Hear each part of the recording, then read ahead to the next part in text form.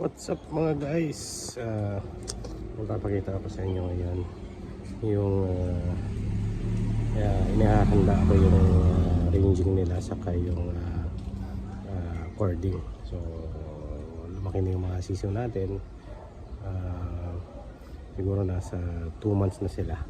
So 1 month na lang, then ibababa na natin sila sa ranging natin. So ito yung papakita ko sa inyo sandali.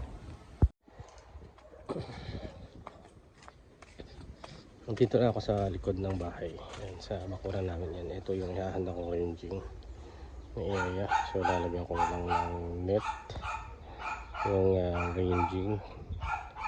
Yan. And then sa kabila. So ayan, pinalinis na rin. So eto, isa pa yung paglalagyan ng ranging natin. Yung area na yan. At saka yung itong area na to ang gagawin natin cording area. So ito ay nililinis pa rin hanggang ngayon. Nakikita nyo, ayan. So malawak yun, siguro mga nasa 1.2 meter siguro ang haba ng tali. So ang magkakasya dito mga nasa 30. Ayan, so kasya naman 50 pero 30 lang muna. Ayan, so malawak yan kung titignan nyo. Ayan, doon yan o, hanggang sa sagingan. Ayan, so gagawin ko yung cording area. Ayan, tapos doon, hanggang doon sa dulo. So may mga part doon na gagawin ko ring ranging yung area na yun. So pasok na tayo. Ayan.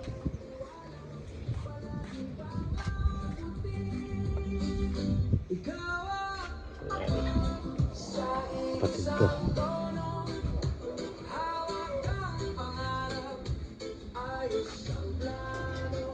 Ayan, so medyo mainit ngayon. Ayan. So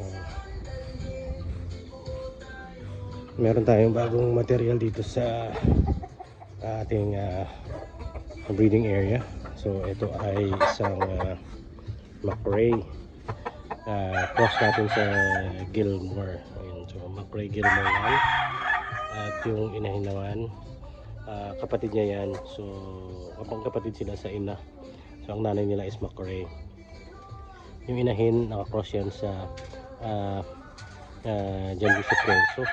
At yung ating tandang naman ay McRae over Gilmore yan. So siyempre yung ating brush back at yung ating lemon 84 at ang ating kelso, yun yung tantiki na kelso. So yung mga Rhode Island ko, binago ko na rin yung ano na yung tantiki na yan. So nakaangat siya, so hindi siya nasa lupa, walang chance na yung daga yung makyat ano, kasi nakahang lang siya. Ang patitingnan nyo, pwede nyo gayahin yan yung ganyan mga.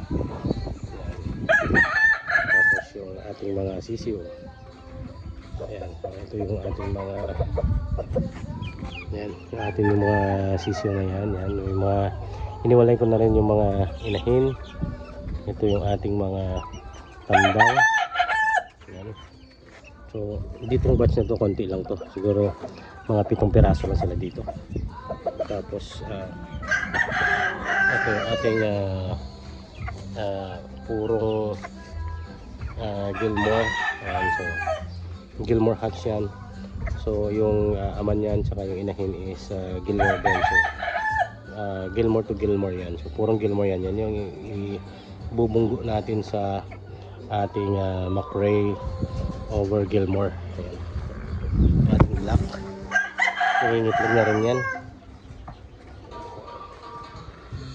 Nakakita nyo ano. Ayan. Kaya natin sa top na yan. Tsaka meron tayong kinokondisyon dito. Ayan.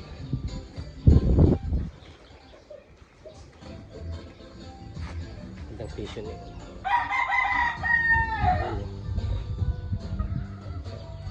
Ito naman yung ating mga actually 2 weeks lang ang diferensya nito eh. dun sa ano, magkakapatid yung mga nandun, yung mga matatanda na. Ayan, so yung Boston natin, ang correct natin. Ayan, so ano yun, siyam na piraso. Tapos yan, yung mga kinukondisyon sa 2, 3. At saka meron pa rin tayo sa itlog dito. Ayan, so meron pa rin tayo yung ini-incubate. At saka syempre yung ating Rhode Island dito po nakikita. So yun lang ang ating update. Yan, kung titingnan nyo, natapos na yung gradas, ano. So ito, tinatanggal-tanggal lang namin to. Pero yan, nakaharang namin yan dyan, oh. Nakaharang yan dyan, yan. So hanggang dun yun sa dulo. Yung ating maliit na gradas. Pakondisyonan. So wala pa naman kaming, hindi pa naman kami sabi nagpapailaw. So yan, konti lang yan yung ilaw natin. So dadagdagan pa natin yan. Yan. So ayun, ito yung aking tulugan nga pala. Yan. So dito yung aking brooding area, yung aking gradas. Tapos yan yung aking ano, tawag dito, breeding area. Yan. So yung dumami na rin pala yung mga damo kung titignan nyo. Yan. So inuunti ko na lang dito sa kabila. Ito. So yun lang ang update.